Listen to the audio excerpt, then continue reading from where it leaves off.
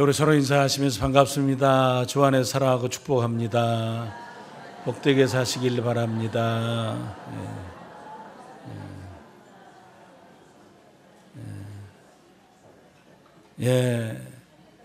우리는 맨날 그 자리에 앉아 있기 때문에 맨날 인사하는 사람이 그 사람밖에 없죠. 참 감사한 일이에요. 그래서 좀 길게 한 번씩 이렇게 쳐다보는 것도 참 좋으리라 생각합니다. 이제 그런 것도 괜찮을 것 같아요. 성가대는 할 수 없지만 1년에 한 번씩 자리 바꿔 앉기. 장로님들 저쪽에 가고 이렇게. 그리고 자로 바꿔 앉아갖고는 안 되겠군요. 섞어서 앉아야지. 오늘로서 출애굽기 좀 기나긴 여정을 마칠까 합니다. 고생하셨습니다. 오늘 떡 돌려야 되는데 책거리를 해야 되니까. 성막이 완성되는 것, 사실 우리가 성경 말씀을 쭉 나누었습니다만 성경 말씀을 나눈 시간이 오히려 그 시간보다 훨씬 길었던 것 같아요. 정말 성막을 준비해서 만드는 기간은 이미 우리가 말씀을 나눴습니다만 한 5개월 정도 준비를 해가지고 딱 세웠습니다. 성막은 빌딩이 아니라 텐트니까 쫙 좀 캠핑 가서도 그러죠. 장비 쑥 싸가지고 가갖고 그 다음에 이렇게 플라스틱 세우고 뭐 탁탁 해가지고 딱 세우는 것처럼 그렇게 세우는 거예요. 그러니까 준비해서 세운 날이 언제냐면 앞장으로 넘기면 40장 17절에 이렇게 이야기합니다. 둘째 해 첫 달 곧 그 달 초하루에 성막을 뭐하니라 그랬어요? 세우니라. 그러니까 탁 준비해가지고 성막을 쫙 세운 거예요. 그러면서 그런 생각을 문득 했습니다. 성막을 세우라고 한 장소가 어디죠? 지금 어디에서 성막을 세우라고 그러는 거예요? 애굽에서 예수 믿게 해가지고 이미 애굽에서는 한 400년간 살았으니까 익숙한 상태에서 이제 믿음의 귀한 사람들로서 조금 훈련을 시키셔가지고 성막을 짓게 했으면 조금 좋을 텐데 거기서는 그래도 애굽의 재료들도 있고 다양한 것들도 있으니까 조금 쉬웠을 텐데 또 이왕 텐트로 짓지 말고 좀 잘 지어서 멋지게 지으려면 애굽에서 짓는 게 조금 낫겠죠. 애굽에 데리고 들어가셔가지고 애굽에 잘 정착하게 하셔서 준비를 잘하게 하셔서 조금 더 안정적인 성막보다 더 나은 성전을 직접 지으실 수도 있으셨을 것 같은데 어디에서 지으라고 하셨냐면 광야 생활을 하는 동안에 이스라엘 백성에게 있어서 가장 소중한 또 가치 면에서도 그렇고 의미 면에서도 그렇고 또 그들의 신앙적으로도 그렇고 가장 소중한 성막을 광야 생활하는 동안에 지으라 그래요. 광야의 삶을 어떻게 살았죠? 만나를 주면 거두어서 먹고 저녁 때 되면 어떻게 됐어요? 지나면 썩죠. 우리도 그렇게 살면 싸울 일이 없을 거예요. 가서 열심히 일해도 새끼 먹고 나면 똑 떨어져 버리고 다음 날 가서 또 새끼 받아와서 또 먹고 딱 똑 떨어져 버리고 그러면 싸울 일이 없잖아요. 그렇죠? 참 하나님은 광야에서 공평하게 살았지만 또 그렇기 때문에 더 이상도 무엇인가를 특별하게 생각할 수 없는 상황이죠. 또 광야라고 하는 삶은 굉장히 피곤한 지역입니다. 즐거운 게 아무것도 없는 지역이에요. 사실 그래서 오히려 신앙생활을 더 좀 마음 써서 할 수 있는 또 성막이라는 것이 주어지고 지을 수 있는 좋은 상황이 아니었나 해요. 예전에 여러분 먹고 살 것도 없으실 때가 있었죠. 여기 뭐 젊은이들이 별로 없어가지고 그러는데, 이 나이 드신 분들은 보릿고개도 지나시고 또 어려운 시간 많이 지나시고, 저희 세대도 밥통 갖고 싸워본 일이 있고 뭐 그러니까 사실 예전에는 먹는 데 집중하셨어요. 그래서 열심히 일해서 먹어야 돼요. 그러니까 사실은 무엇을 지을 시간도 없냐면 죄를 지을 시간도 없어요. 시간 나면 가서 뭐 해야 되니까, 일해서 먹고 살아야 되니까 죄를 지을 수가 없어요. 그냥 집에 들어오면 자고 아침에 가면 그냥 나가서 일하고, 그러고 그냥 사실 지금까지 그렇게 달려가고 계신 분도 계세요.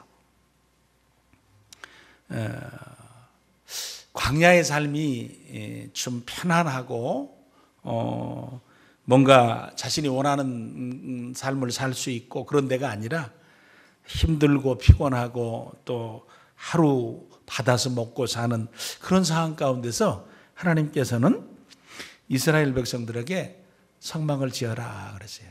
그러니까 하나님의 명하심은 우리가 생각하는 어떤 때하고 조금 다르다 그랬어요.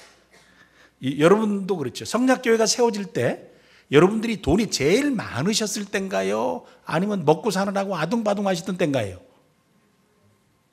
오히려 지금 짐은 좀 낫겠죠. 집이라도 팔아서 낼 집이라도 있으니까. 그때는 시우지에다가 막 짓고 막 겨우 이렇게 먹고 사실 때인데 뭐 이렇게 부자들도 많이 없으셨을 때 아니에요. 지금은 팔 거 많죠. 자, 손가락 한번 내보세요. 여기도 있고 여기도 있고 여기도 있고 그다음에 뭐 다 주렁주렁 다들 있으시잖아요. 예. 지금쯤 했으면 참 좋겠다 그러는데, 예. 지금 또 우리가 비전센터를 지어보니까 또 그럽니까? 아이고, 우리 자식들 또 장가 다 보내고, 그 다음에 노년연금도 다 들어놓고, 먹고 살 거 죽을 거 다 해놓고, 그때 목사가 할 일이지. 해필이면 또 그냥 저것을 또 해가지고 그냥 또 힘들다고 그러시죠. 그러니까 사실 우리가 생각하는 때는 편안한 때란 없어요. 편안한 때는 없는데, 하나님께서 이스라엘 백성들에게 가장 고생스러운 상황 가운데서 가장 중요한 일을 해내라고 하시는 거예요. 참 이해가 좀 안 되면서도 그 일은 감당하고 나면 너무너무 소중하고 우리의 생각 이상의 의미가 있는 그런 장소가 성막이었던 것을 저희들이 기억합니다. 사실 성막 이전에 하나님께서 사람에게 또 하나의 귀한 장소를 지으라고 하신 적이 있습니다. 그게 누구냐면 노아입니다. 노아. 노아한테는 뭐를 만들려고 그랬죠? 방주를 만들려고 그랬습니다. 예, 방주의 그림이 이때 딱 떠주면은 얼마나 좋겠냐면은, 예, 이제 뜨는군요. 예, 그 방주의 길이가 얼마나 되죠? 135m. 굉장히 크죠. 높이가 14m, 넓이가 23m. 제가 외우고 있는 게 아니에요. 앞에 다 떠 있죠. 예. 저 크기를 만드는 거예요. 저런 사이즈를 네덜란드 사람이 목수가 하나 만들어 봤대요. 근데 몇 년 걸렸을 것 같아요? 5년 걸렸다고 그래요. 근데 5년 걸린 것보다 저거는 훨씬 더 길게 걸릴 수밖에 없어요. 지금은요, 제가 미국에 살 때 홈디포라는 집을 지을 수 있는 모든 물건을 파는 그런 백화점이 있어요. 얼마나 큰지 몰라요. 가면 그냥 어마무시하게 커요. 거기 가면 다 있어요. 그냥 거기 가서 사다가 그냥 맞추면 돼요. 대충. 그래서 미국 사람들 혼자도 집을 지어요. 2, 3개월이면 다 지어요. 그래서 그냥 팔아먹어요. 땅만 있으면. 그래서 참 재주가 있으면 그냥 한 3개월, 5개월 그냥 뚝딱뚝딱 해가지고 다, 여러분들 미국 사람들은 좋은 집에 사는 것 같지만 전부 판잣집. 나무로 다 지어가지고, 저 동부 쪽 빼놓고 서부는 다 판잣집이에요. 나무떼기, 2x4 가지고 집 지었거든요. 그래도 막 그냥 그거 4억, 5억씩 돼요. 노아는 산에 가서 나무를 직접 만들어다가 직접 재료를 준비해서 해야 되기 때문에 아마 시간이 엄청 걸렸을 거예요. 예. 노아의 직업에 대해서 알고 계시나요? 노아는 직업이 뭐였어요? 모르시죠. 안 써 있으니까 잘 정확하게 안 나와 있어요. 예, 노아가 돈을 얼마나 갖고 있었죠? 그것도 잘 안 나와 있어요. 이게 잘 이해가 안 되죠. 근데 아마 이스라엘의 전통적인 상황을 볼 때 짐승을 길렀을 것 같아요. 그리고 돈은 많지 않았을 것 같아요. 왜? 노아가 배를 지었을 때 사람들이 어떻게라도 와가지고 좀 도와주고 돈 얻어가려고 그랬나요? 미친놈이라고 죄송합니다. 예, 저거 정신 나간 놈이라고 그랬나요? 그렇죠. 저거 아주 이게 맛이 같다. 여러분 부자한테 못 그럽니다. 예? 돈 한 2천억 갖고 있어봐요. 그럼 무슨 짓을 해도 옳습니다. 그러지. 거기서 좀 이렇게 부스러기를 좀 먹고 살아야 되니까. 근데 노아 뭐 그런 것도 없어요. 그걸 볼 때 노아가 그만한 일을 할 수 있거나 그만한 일을 할 수 있는 재능이 있거나 그만한 일을 할 수 있는 능력이 있어서가 아니에요. 그런데 성경에 참 희한한 것은 이스라엘 백성이나 노아나 가지고 있는 공통점이 있어요. 그 공통점이 뭐냐면 하나님께서 그 일에 대해서 명령을 하시니까 희한하게 예 그렇게 하겠습니다 그래요. 뭐라고요? 시작. 이거 좀 하실래요? 새벽에 기도 좀 하실래요? 예, 열심히 가가지고 성도답게 전도하면서 하실래요? 왜 입을 안 여시나요? 예, 근데 희한하게 이스라엘 백성들이 예 그렇게 하겠습니다 그래요. 그러니까 순종하는 거죠. 그러니까 순종을 해서 하나님께서 하시는 명령에 순종을 했는데 상황도 아니에요. 때가 아닌 것 같아. 그런 기술과 재능을 다 갖고 있는 것도 아니에요. 능력을 가지고 있는 것도 아니에요. 그런데 예 했어요. 그리고 감당을 했는데 그 시간이 지나니까 노아는 50년이 걸렸는지 100년이 걸렸는지 심지어 120년 정도 걸렸을 거라는 사람도 있어요. 그러니까 그 너희들의 때가 120년이라고 그랬으니까 아마 그동안까지 계속 배를 지었지 않겠느냐라는 얘기를 해볼 때 짐승을 모아오는 시간도 있으니까 뭐 한 20년 빼고 한 100년 또 가나안 광야에서는 이스라엘 백성들이 5개월. 그런데 이스라엘 백성 전체가 달라붙었으니까 약 한 60만 명 이상이 한 120만 명 정도가 물건을 준비해서 가져왔으니까 노아의 집하고는 상대가 안 되죠. 그러니까 단시간 내에 확 맞춰버릴 수가 있죠. 완벽한 조건은 아니었어요. 그런데 단지 하나님의 명령에 순종해서 일을 시작하게 될 때 생각지 않은 결과들이 은혜의 역사들이 구원의 역사들이 주어졌다라는 거예요. 저나 여러분 그렇게 살면 좋겠습니다. 하나님께서 우리에게 감동을 주시면 어떻게 하라고요? 예, 그렇게 하겠습니다. 그걸 우리는 두 자로 뭐라고 그러죠? 순종하는 거예요. 순종하는 거. 신앙의 삶을 살면서 순종하는 자가 누릴 수 있는 복된 축복을 누리는 것이 참 행복한 일이다라는 거예요.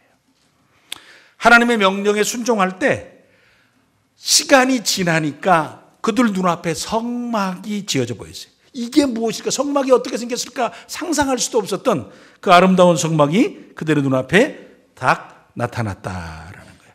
오늘 이것은 우리의 입장에서는 사실 이 성막에 관한 관점을 건물, 즉 빌딩에만 둘 것은 아니라고 생각합니다. 왜냐하면 예수님께서 신앙 고백이 주어질 때 너희들의 신앙 고백 위에 내 교회를 세우리라고 하셨지만 나중에 그 끝처리에는 마태복음 28장에는 너희는 모든 족속으로 제자를 삼아 했기 때문에 교회라는 의미가 두 가지 의미를 다 포함하고 있다는 거예요. 보이는 것과 보이지 않는 것을 다 포함하고 있다는 거예요.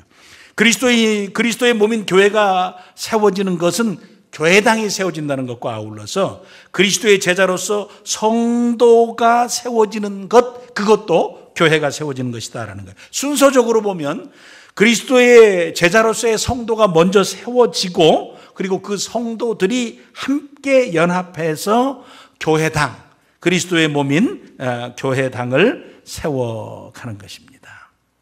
그렇게 우리의 삶을 살아가면서 우리는 두 가지 것이 우리에게 너무 소중하다는 사실을 인식해야 돼요. 아버지, 먼저 내가 참 거룩한 성도로 잘 세워지도록 도와주십시오. 그래서 나로 말미암아서 그리스도의 몸된 교회가 이 세상에 참 아름답게 세워질 수 있도록 도와주십시오.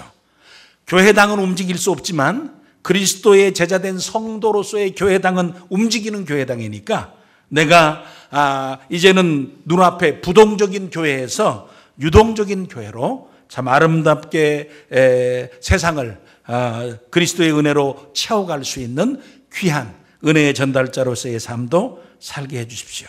움직이는 교회로서의 역할은 내가 하게 하시고 하나님께서 영광 받으시는 예배의 장소로서는 우리 성약교회 예배당이 사용되도록 도와주셔서 나로 하여금 참 교회의 복과 은혜를 누리며 살게 하시고 교회됨의 소문과 축복을 감당할 수 있는 내가 되도록 도와주십시오. 그래서 건강한 그리스도의 제자로 내가 자라나면서 힘있게 그리스도의 몸을 세워갈 수 있도록 도와주십시오. 내가 어떤 상황과 환경, 어떤 조건과 능력과 힘이 아니라 하나님의 부르심에 응답해서 믿음으로 살아가게 될 때 이 귀한 두 가지 역사에 동참되어지는 내가 되도록 도와주시옵소서. 그 복이 내 복되게 해 주시옵소서. 소원을 갖는 우리 사랑하는 식구들 되시기를 간절히 축원해 드립니다. 모세가 그리고 이스라엘 백성들이 하나님 명령에 순종해서 성막을 완성해 갑니다. 드디어 둘째 첫 달 1월 1일에 성막이 딱 세워집니다. 그러면 출애굽기는 성막이 세워졌다라고 끝나야 되는데 출애굽기 40장 33절 끝허리가 미완성으로 끝납니다. 거기 보십시오. 어떻게 끝나냐면 그는 또 성막과 제단 주위 뜰에 포장을 치고 뜰문에 휘장을 다니라. 모세가 이같이 역사를 마쳤다. 그렇게 했습니까? 마치 니라고 표현했습니까? 마치 니 그랬죠. 그러니까 미완성이에요. 뭔가 역사를 다 마쳤다. 그럼 그게 끝인 거죠. 우리는 그 과정을 통해서 34절에서 38절까지의 내용들을 살펴보면서 이 예배당, 즉 성막이 세워지고 성전이 세워지는 그것만이 전부가 아니구나라는 사실을 우리가 하나 더 알 수 있습니다. 내가 예수 믿는 그것만이 전부가 아니구나라는 사실을 저희들이 이해할 수가 있습니다. 그것은 시작이라는 거예요. 그게 끝이 아니라는 거예요. 우리가 힘을 모아서 예쁜 교회를 세웠다, 아름다운 교회를 세웠다, 그것이 끝이 아니라는 얘기예요. 내가 정말 십자가의 은혜를 믿고서 예수 믿은 다음에 너무 감동적으로 내 죄에 대해서 깊이 깨닫고 하나님 주신 은혜 앞에 내가 납작 엎드렸다. 그것은 시작이라는 거예요. 교회가 세워지고 그리고 내가 구원의 은혜를 경험하는 믿음의 삶을 사는 것은 끝이 아니라 시작이다라는 거예요. 그러면 무엇을 위한 시작이냐라는 겁니까? 여기 보니까 회막 성막이 세워졌을 때 그 다음에 모세가 딱 세우니까 하나님께서 하신 일이 있어요. 하나님께서 어떤 일을 해주셨죠? 34절 35절에 회막에 뭐가 덮이기 시작합니까? 구름이 덮이기 시작하고 성막 안에 누구의 영광이 드러나기 시작합니까? 하나님의 영광이 충만하게 드러나게 돼서 심지어 모세마저도 하나님을 경험하고 하나님의 뒷모습을 본 모세마저도 하나님의 영광스러움을 조금이라도 경험했던 모세마저도 그 영광스러움이 얼마나 컸든지 두려움 가운데서 또 스스로 성막 안으로 들어갈 수 없는 그런 상황이 벌어졌다라는 겁니다. 이 장면이 너무나 참 소중한 장면입니다. 사실 하나님께서 성막을 지으라고 하실 때 출애굽기 25장 8절에 보면 뭐라고 얘기했냐면 내가 그들 중에 거할 성소를 그들이 나를 위하여 지으라 그랬어요. 내가 거기 거할 텐데 짓기는 누가 지으라고요? 너희들이 지어라. 너희들이 짓지만 누구 거라는 얘기입니까? 내 거라는 얘기죠. 출애굽기 25장 22절에 어떤 일을 해주실 것인가를 이야기하셨습니까? 거기서 내가 너와 만나고 속죄소 위에 증거계 위에서 내가 이스라엘 자손을 위해서 너희들에게 할 말을 하겠다라고 말씀하십니다. 그래서 성막을 짓게 해서 이스라엘 백성들에게 짓지만 내 것이라고 이야기하시고 그 다음에 가장 중요한 것은 너희들이 지은 성막에 내가 거기 거할 거다. 근데 어떻게 거할 거냐 그러니까 이렇게 34절 35절처럼 하나님이 함께 하시고 계심에 대한 증거를 보여주시면서 구름이 덮고 하나님의 영광스러움이 그 장소에 나타났다라는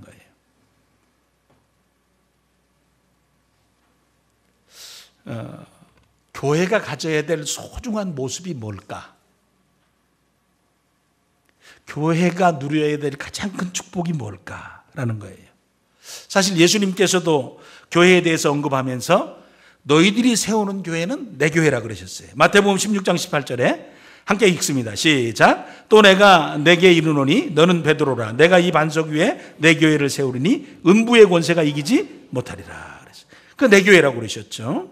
바울 사도께서도 내가 그리스도의 남은 고난을 내 몸된 교회를 위하여 그의 몸된 교회, 그리스도의 몸된 교회를 위하여 내 육체 가운데 채워놓으라, 이렇게 말씀하셨습니다. 주를 위한 고난이 교회를 섬기는 섬김으로 드러났다라는 것이죠. 그래서 저나 우리 사랑하는 식구들이나 교회가 건강하기 위해서 교회의 주인이 그리스도가 되어야 돼요.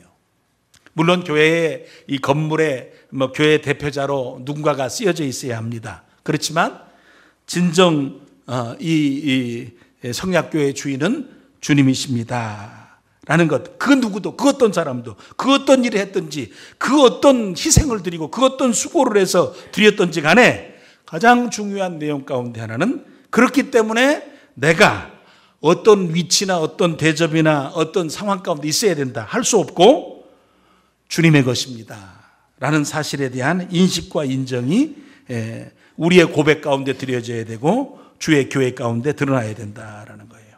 또 하나는 주님께서 교회를 세우신 목적, 성막을 세우신 소중한 목적 가운데 하나가 함께 해주시겠다라는 거예요. 임재하심의 은혜이고, 또 그 과정 가운데서 내가 너희에게 말씀을 할 이야기를 하겠다. 즉 너희들에게 나의 뜻을 전하겠다라는 것이에요. 그래서 교회는 진리의 기둥과 터가 되어야 하고, 주님이 주인된 교회로서의 귀한 모습을 지니고 세상 가운데 서 있어야 세속화되지 않는다라는 거예요. 주인 대신 주님이 주인 되어 운행하시고, 주인 대신 주님의 말씀이 교회 가운데 통치의 수단이요 순종의 내용이 돼야 교회가 거룩하게 세워질 수 있다라는 겁니다. 저도 그렇고 우리 식구들도 그렇고, 우리가 교회의 역사를 위해서 어떤 희생을 했고, 어떤 수고를 했고, 어떤 드림을 했고, 때로는 적은 것 작은 것 나눌 수는 있고, 때로는 내가 그때 힘이 안 돼서 옆에 기도로만 도왔다고 할지라도, 그 어떤 일이 이루어졌든지 우리에게 세워진 이 귀한 처소는 주님의 것입니다 라는 고백과 아울러서 이 귀한 장소가 하나님의 말씀이 선포되어지고 하나님의 말씀으로 가르침을 받고 하나님께서 허락하신 예수 그리스도의 이름을 붙잡고 기도하면서 천국을 준비하며 세상 가운데 하나님 나라를 넓혀가는 일에 쓰임받도록 하나님 사용해 주시옵소서. 그 수고와 헌신이 우리로부터 드려지게 하시고 이 귀한 처소가 하나님의 것됨이 세상 가운데 드러날 수 있도록 도와주시옵소서. 아무도 함부로 하지 못하도록 도우시고, 아무도 자기 주장을 가장 최우선의 주장으로 내세울 수 없게 하여 주시옵소서. 주님이 다스리시고 통치하시고 주의 말씀의 은혜가 우리의 통치의 축복이 되게 하여 주시옵소서 라는 소원을 갖고 교회를 섬기며 교회를 세우며 은혜의 삶을 살아가시는 저 우리 사랑하는 식구들이 되시기를 간절히 축원해 드립니다.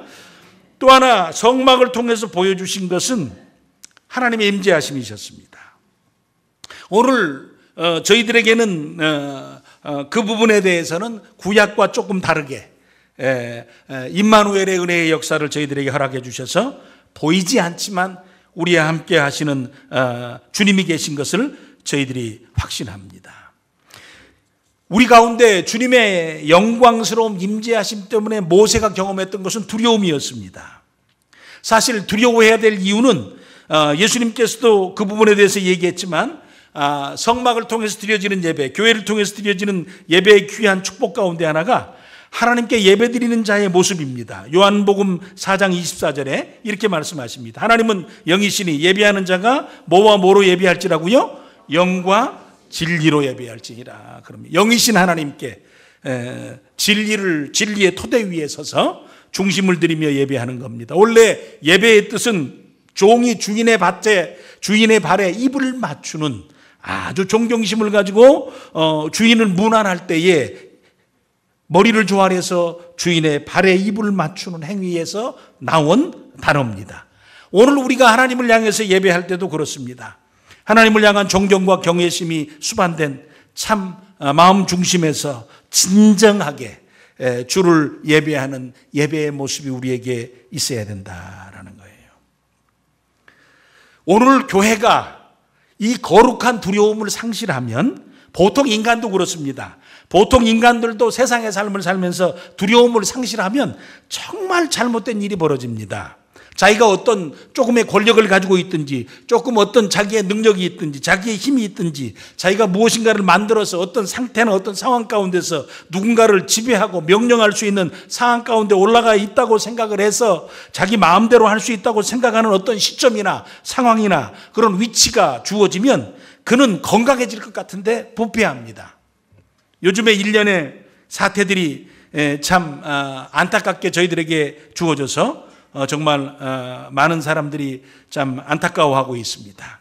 그 이유 가운데도 하나도 바로 권력의 정점 위에 서서 자기가 어떤 일을 했을 때 그 일이 어떤 결과와 결론이 있을 것이라는 두려움이 사라져간 때가 갖게 되어지는 실수예요.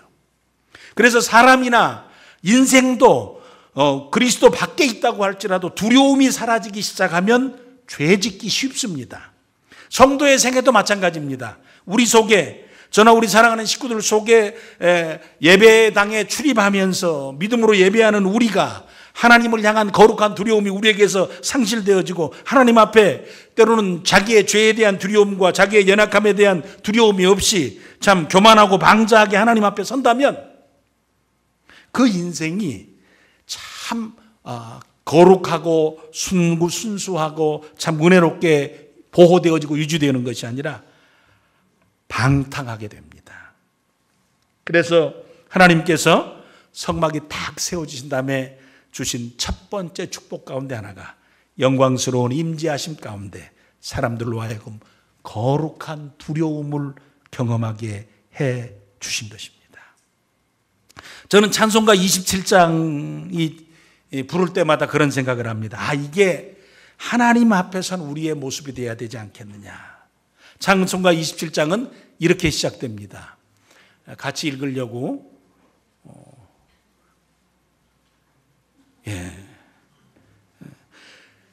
우리 같이 한번 읽을까요? 시작. 빛나고 높은 보좌와 그 위에 앉으신 주 예수 얼굴 영광이 해같이 빛나네. 빛나네. 지극히 높은 위엄과 한없는 자비를 무천사 소리 모아서 찬송을 드리네. 늘 찬송 드리네. 영죽을 나를 살리려 그 영광 버리고 그 부끄러운 십자가 날 위에 지셨네. 날 위에 지셨네. 나 이제 생명이 있음은 주님의 은사요. 저 사망 권세 이기니 큰 기쁨 넘치네. 큰 기쁨 넘치네. 주님의 보좌에 있는데 천한 몸 이르러 그 영광 몸소 배울 때 내 기쁨 넘치네. 내 기쁨 넘치네. 아멘. 그렇죠. 맨 끝에 가사가 어떻게 결론이 지어집니까? 다 보좌, 지극히 높으신 위엄, 나를 살리심, 나의 생명, 이 모든 것이 주께로부터 왔습니다. 주님의 보좌에 있는데 제가 이르러 섰습니다. 그 영광 몸소 배울 때 바로 내가 기쁩니다. 늘 하나님 앞에 나왔을 때 우리의 마음이 이 마음이었으면 좋겠다라는 겁니다. 아버지, 정말 부족한 제가 하나님 앞에 나와서 예배드립니다. 한 주간 살면서 다양한 일들이 있었고 또 내 삶 자체를 절제 있게 참 산다고 애를 썼으나 내 삶을 돌아볼 때 많은 부분에 연약함이 있습니다. 그래도 저는 예배하고 싶습니다. 그런데 저는 예배해야 됩니다. 저는 이 자리에 나와서 하나님 앞에 서야 하고 그렇게 사는 것이 내게는 그래도 가장 소중한 시간입니다. 하나님, 그래서 내가 이전에 또 엎드려 있습니다. 내게 은혜로우신 역사와 아울러서 그 영광스러움 앞에 서는 두려움과 아울러서 그 하나님을 경험한 자로서의 즐거움이 내게 있도록 도와주시옵소서. 그래서 교회에 올 때마다 그냥 내가 교회의 자리에 앉았다가 가는 것이 아니라 교회로 들어오는 것은 내가 주님의 보좌 앞으로 나오는 것이다 라는 의미를 가지고 이 귀한 예배의 초소에 나오시고 거기서 제일 먼저 우리의 마음을 열고 눈은 닫고 그리고 심령은 열어서 우리 주의 은혜의 자리로, 부르심의 자리로 나아가도록 우리를 올려드리고, 그리고 그 영광스러움 앞에 나의 연약함과 죄스러움은 우리가 고백하고 자백해서 은혜를 덧입고 그리고 나서 다시 회복되어진 나로 즐거움과 기쁨 가운데 세상을 향해 나갈 수 있는 귀한 복이 저 우리 사랑하는 식구들의 복이 되기를 간절히 소원합니다. 성막을 세우는 또 하나의 목적은, 중요한 목적은 이 36절서부터 마지막 절까지 기록이 되어져 있습니다. 거기에 성막을 세우는 중요한 목적 가운데 하나는 이스라엘 백성을 인도해 가시겠다는 거예요.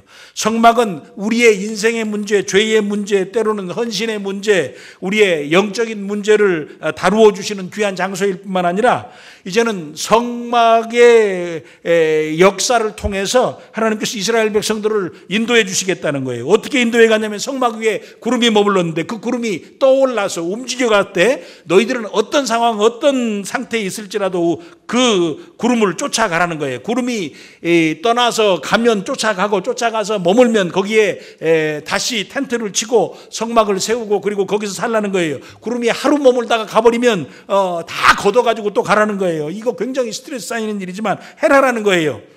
하루를 머물든지 일주일을 머물든지 1년을 머물든지 구름이 성막 위에 떠올라서 가면 너는 쫓아가라는 거예요. 아까 제일 처음에 말씀드렸지만 성도의 삶은, 은혜로운 삶은 광야를 살 수 있는 능력은 이스라엘 백성에게서 나오는 것이 아니라 이스라엘 백성들이 성막을 중심해서 하나님의 인도하심을 경험할 때 그들에게 주어지는 것이다라는 거예요. 그 과정 가운데 이스라엘 백성들이 해야 되는 것은 나는 못 간다. 나는 여기가 좋다.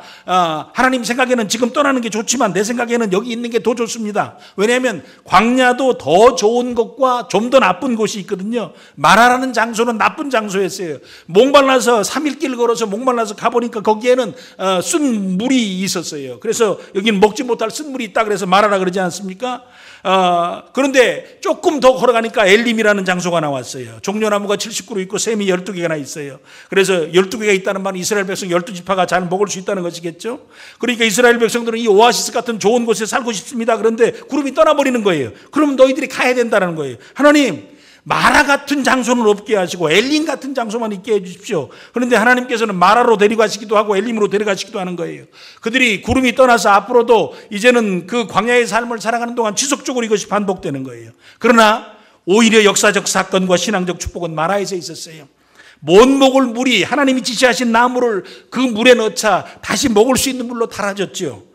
꼭 인생의 삶은 환경이 중요하지만 영적 순례의 길은 환경을 넘어선다는 사실을 저희들이 생각해 볼 수 있어요. 마라에서도 은혜를 주시는 거예요. 엘림에서도 아무 일도 없을 수 있는 거예요. 편안하고 편안하게 먹고 사는 일만이 우리에게 제일로 중요한 것은 아니죠. 오히려 쓰디쓴 사건이 우리에게 주어졌을 때 하나님께서 주시는 은혜를 경험하고 하나님의 말씀에 더더욱 순종하는 때로 나아가고 어려우니까 더 말씀에 순종하고 힘드니까 말씀에 더 순종하고 내가 짜증나니까 오히려 하나님 앞에 더 적극적으로 순종하고 내가 원하는 대로 안 됐으니까 더 순종하고 하는 순종의 일들이 우리에게 있어야 된다는 거예요. 그 순종의 일이 기초가 되어져서 마라의 쓰디쓴 물이 바뀌어져서 단물로 바뀌어지는 역사를 경험할 수 있다는 거예요.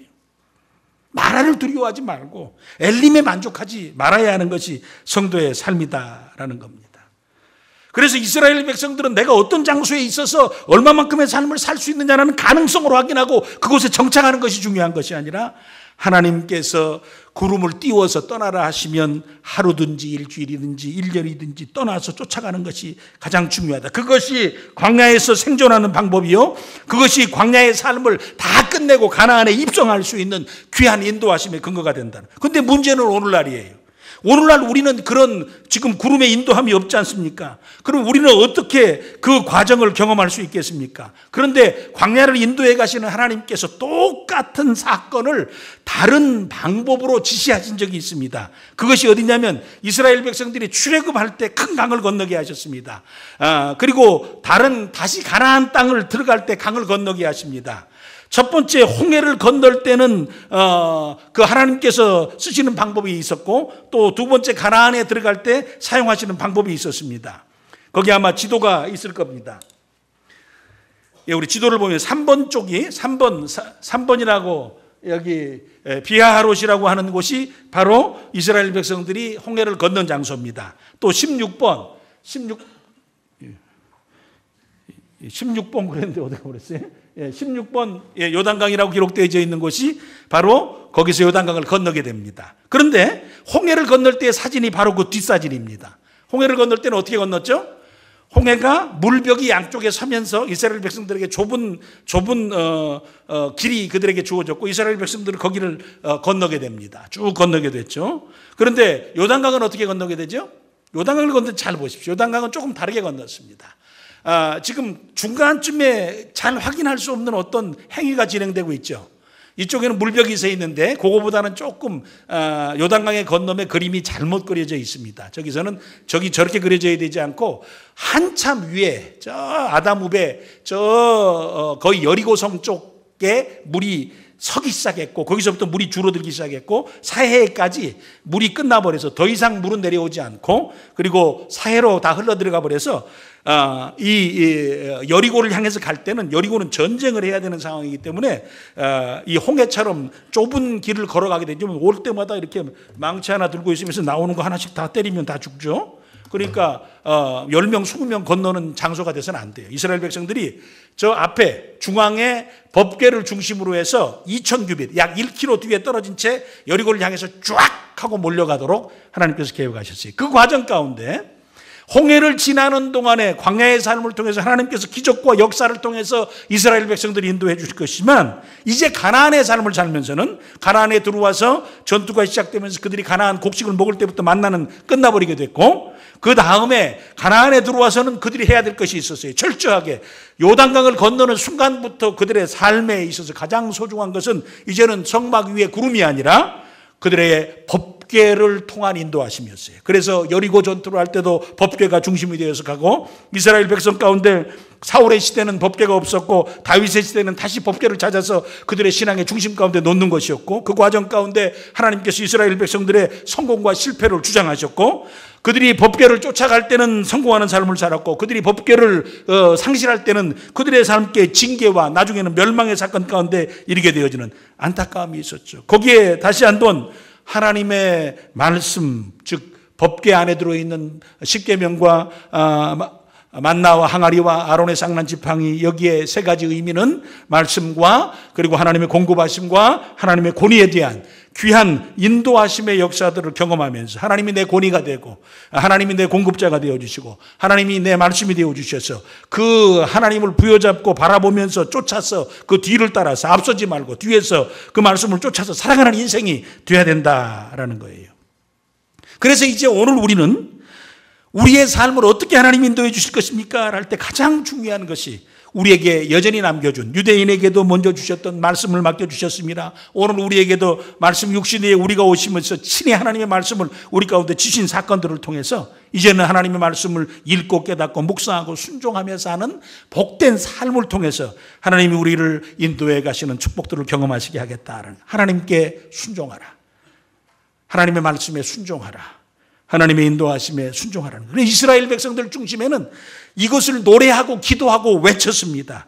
우리는 우리에게 있어서 가장 소중한 것이 무엇이냐? 그러니까 바로 그것이다. 그것을 시편 1편에 가장 먼저 시편 1편에 딱 갖다 놓고 그 고백을 하며 노래를 하며 그렇게 살기를 열망하며 소원했습니다. 우리 시편 1편을 함께 같이 읽어보시도록 하겠습니다.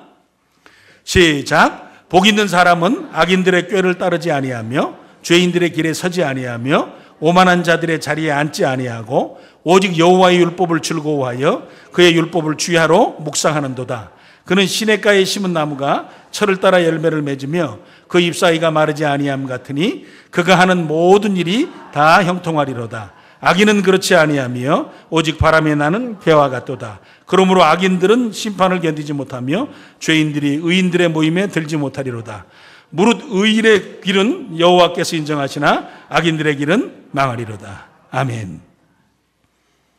이스라엘 백성들이 하나님 앞에 기도도 이처럼 기도하고 노래도 이처럼 노래하며 아버지 우리들의 삶이 이렇게 되기를 원합니다. 우리는 복 있는 사람으로 살기를 원하는데 죄 이것과 상관없이 살겠습니다.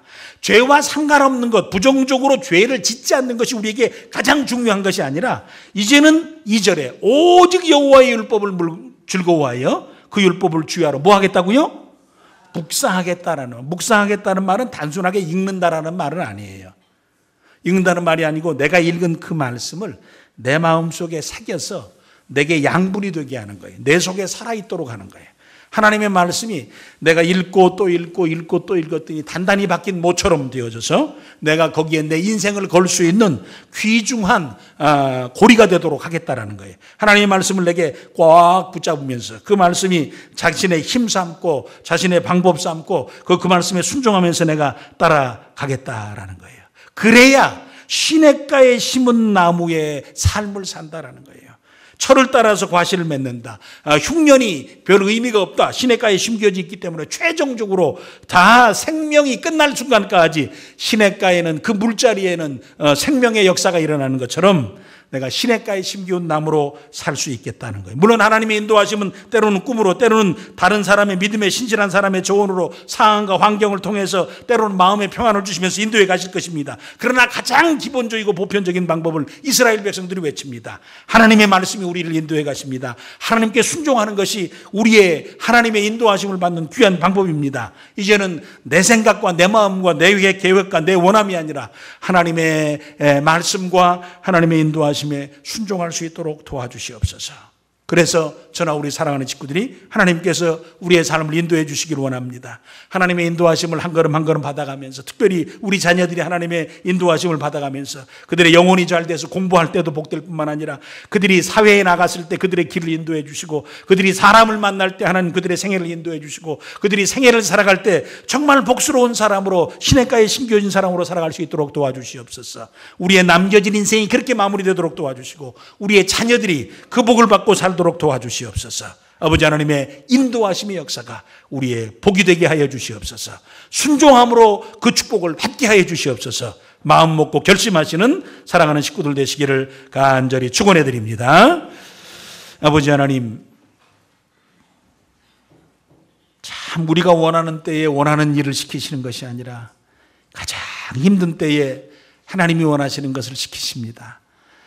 아버지, 인생을 살면서 우리의 삶 가운데 그런 일이 주어졌을 때, 아버지, 내가 할 수 있는 일들은 이것이오니 내가 이만큼 할 수 있는 일을 통해서 하나님이 원하시는 일을 감당하시옵소서라고 하나님의 명하심에 우리의 마음을 드리며 우리의 생각과 우리가 가진 힘을 드리며 그 일에 동참해서 하나님의 역사를 이루어드려서 주의 귀하신 역사가 현실이 되게 하는데 쓰임받을 수 있는 우리가 되게 하여 주시옵소서.